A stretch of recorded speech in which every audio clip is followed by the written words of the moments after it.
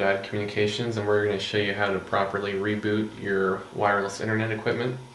And if you look here, it looks like we have lots of different kinds. Over here we have two of our standard just plain wireless equipment. Then over here would be our two different kinds of our newest Wimax equipment. And we'll start out showing you with our new Wimax. Now if you look on here, there's two different ports. And if you look closely, you won't be able to see on the video, but there's one that says data and there's one that says data and power. The one that says data and power will be the one that goes outside to the antenna. So you'll want to make sure that one always stays in that port.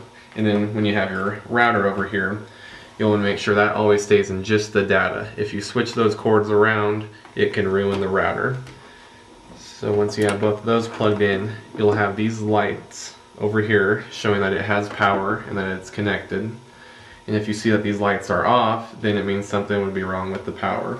So to reboot this, all you simply have to do is in the back, just unplug the power cord. Usually we recommend to let it set for 15 minutes, and then after 15 minutes time, just plug it back in and give it a good minute to boot back up before you try reconnecting to the internet.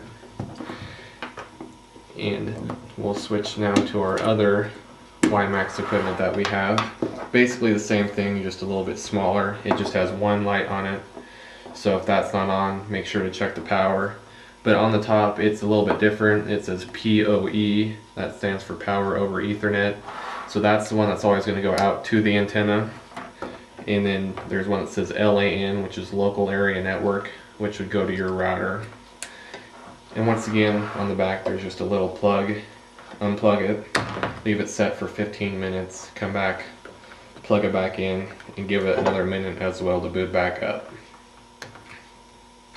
And then moving on to this little thing, if you have our Motorola internet, it's just this little box.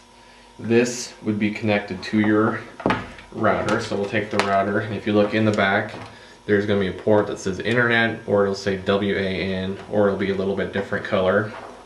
So you'll want to just plug that into the internet port there, and then the cord that goes outside of the wall plugs into this little black box here, and that's what sends power out to the antenna. And then actually, if you look over here where it's plugged in, it says Motorola on the power supply, and then it has a little green light down there. You'll want to make sure that that green light is on always, and that signifies that it has power. And to reboot it, just unplug it, leave it for a good 15 minutes, plug it back in, and then retry.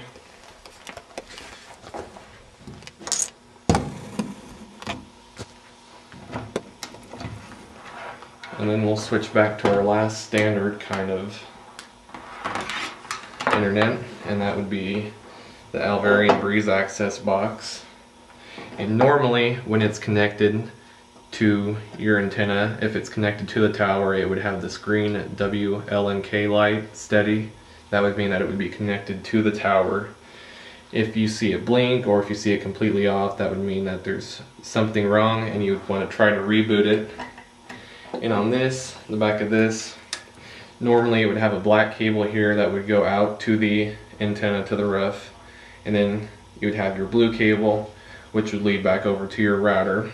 But to reboot this, simply just take the black power cord here, unplug it, leave it set for a good 15 minutes, plug it back in, and wait for it to boot up.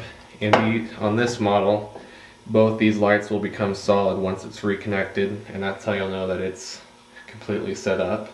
And if you try these and nothing still works, just give us a call at the office and we'll see what else we can do to help you.